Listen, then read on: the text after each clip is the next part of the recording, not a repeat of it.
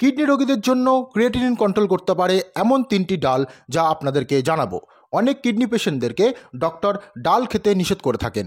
এর জন্য আপনাকে কেএফটি রিপোর্ট দেখতে হবে।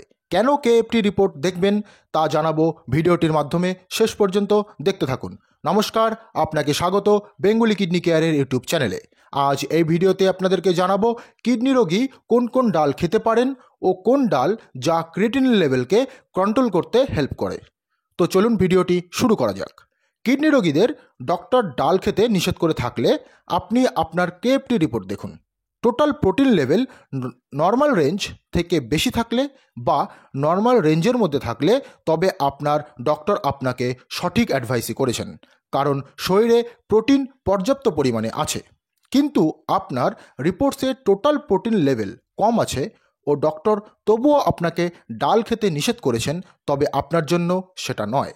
কারণ কিডনি রোগীদের একটি নির্দিষ্ট ডায়েটের মধ্যে কম প্রোটিনযুক্ত খাবার খেতে হয়, আর আপনার প্রোটিন কম থাকলে এতে কিডনিতে এফেক্ট এক্সট্রাভাবে আসতে থাকে।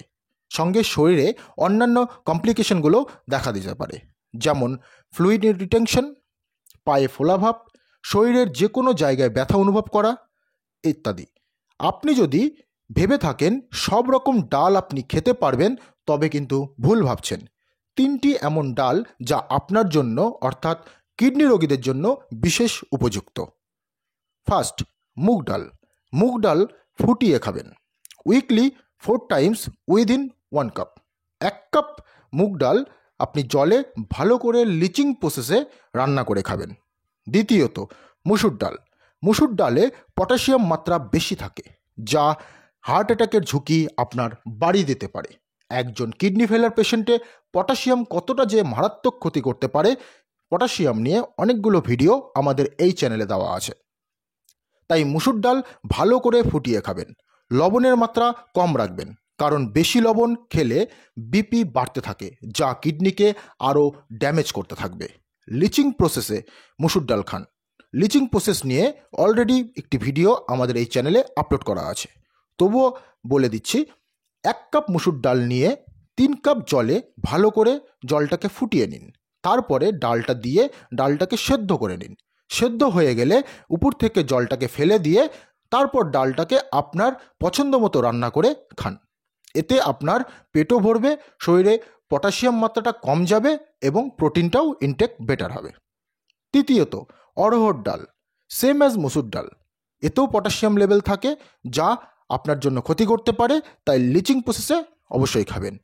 একমাত্র মুগ ডাল আপনি লিচিং প্রসেস ছাড়াও খেতে পারেন, এতে আপনার কোনো সমস্যা হবে না।